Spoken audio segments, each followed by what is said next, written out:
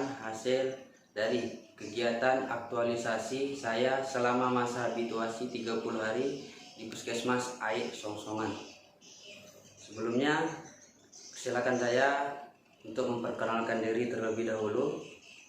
Baiklah, nama saya Taufik AMKG dari Puskesmas AIK Songsongan. Adapun judul laporan aktualisasi saya yaitu pengoptimalan informasi tentang kesehatan gigi pada pasien anak usia gigi bercampur.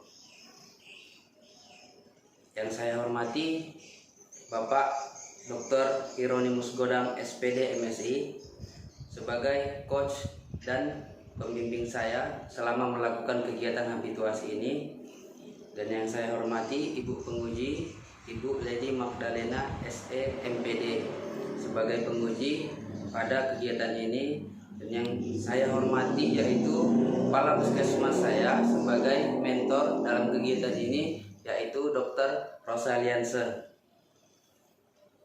Baiklah, adapun kegiatan-kegiatan yang telah saya lakukan di Puskesmas AIK Songsongan, yang pertama saya melakukan pembuatan poster untuk di poli gigi. Penempelan poster di poli gigi itu sangat membantu kepada pasien yang datang berkunjung. Dan yang kedua, membuat leaflet untuk pasien di ruang tunggu dan pasien yang berkunjung. Dan ketiga, edukasi pasien di puskesmas. Dan keempat, edukasi ibu hamil di rumah. Dan yang terakhir, edukasi melalui media sosial. Kegiatan yang pertama, kegiatan ini saya lakukan di Puskesmas AIK Songsongan yaitu membuat poster.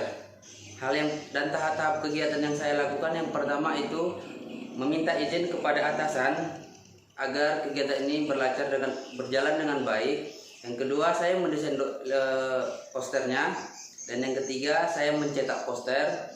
Keempat, saya menempelkan poster di poli gigi bersama dokter gigi Imam Mahbudah Silalahi. Dan yang terakhir, ini adalah hasil poster yang telah saya desain.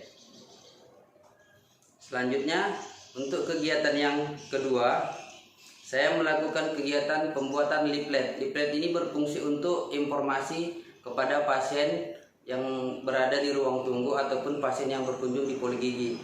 Dan kegiatan yang pertama saya lakukan, tahap-tahap kegiatannya, saya meminta izin kepada atasan agar kegiatan ini berjalan dengan lancar, karena saya membagikan ini kemungkinan ada yang bertanya, ada yang terheran-heran karena saya baru melakukannya. Dan yang kedua, saya mendesain leaflet ini, dan yang ketiga saya mencetaknya, dan yang keempat saya membagikan leaflet, dan yang terakhir adalah hasil leaflet yang saya desain. Oke. Selanjutnya adalah kegiatan yang ketiga, edukasi orang tua dan anak. Tahap-tahap kegiatannya, saya meminta izin sekaligus berkoordinasi kepada dokter gigi yang ada di puskesmas. Dan yang kedua, mendiskusikan materinya kepada dokter gigi, apakah ini layak ataukah saya bisa mengedukasikannya kepada pasien.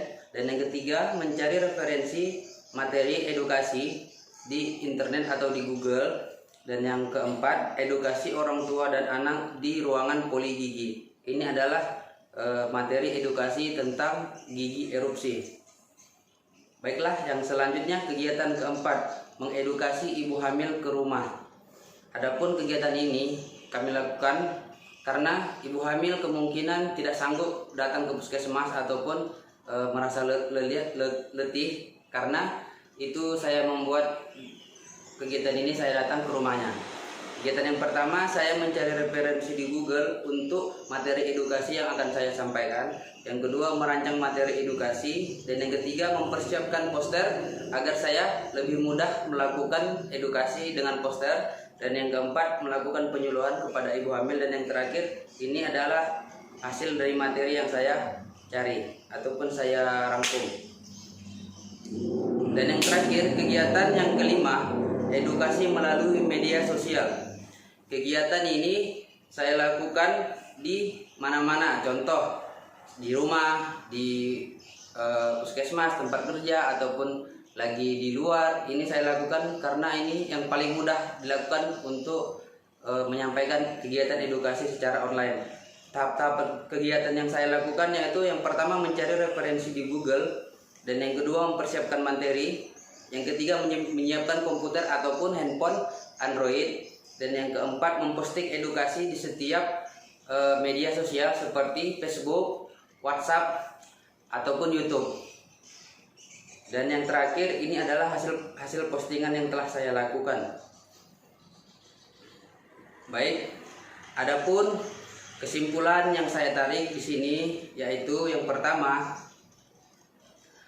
kurangnya pengetahuan masyarakat tentang kesehatan khususnya gigi dan mulut adalah sesuatu yang membuat peserta menjadi lebih aktif untuk membuat kegiatan yang meningkatkan kualitas kesehatan hidup masyarakat.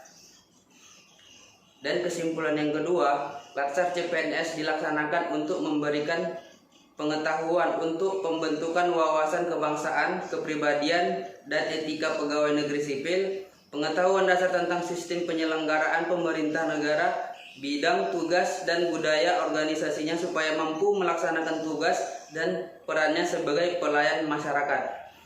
Dan kesimpulan yang ketiga dan ataupun yang terakhir, yaitu kurangnya pengetahuan masyarakat tentang kesehatan khususnya gigi dan mulut adalah sesuatu yang membuat peserta menjadi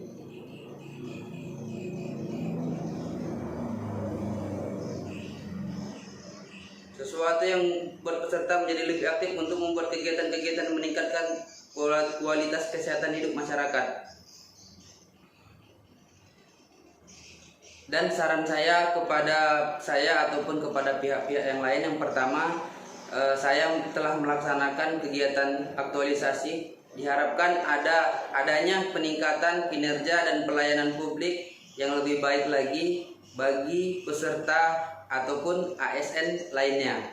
Dan yang kedua, saran saya, dengan adanya kegiatan yang telah dilaksanakan, semoga masyarakat lebih mandiri dalam memenuhi kebutuhan tentang kesehatan gigi dan mulut. Dan yang ketiga, Latsar CPNS gelombang 6 ini telah memberikan banyak pengetahuan, terlebih lagi dari pembimbing ataupun coach, Widya Iswara ataupun WI, dan panitia pelaksana. Diharapkan agar meningkatkan kualitas pelaksanaan Latsar CPNS berikutnya dalam hal tempat, makanan, dan pelatihan. Baiklah, sampai disinilah hasil dari laporan saya. Cukup sekian dan terima kasih atas perhatian Bapak Ibu, termasuk Ibu Mentor dan Ibu Magdalena, khususnya Bapak Coach Hieronimus Godang. Terima kasih saya ucapkan. Wabillahi taufiq wal hidayah. Assalamualaikum warahmatullahi wabarakatuh.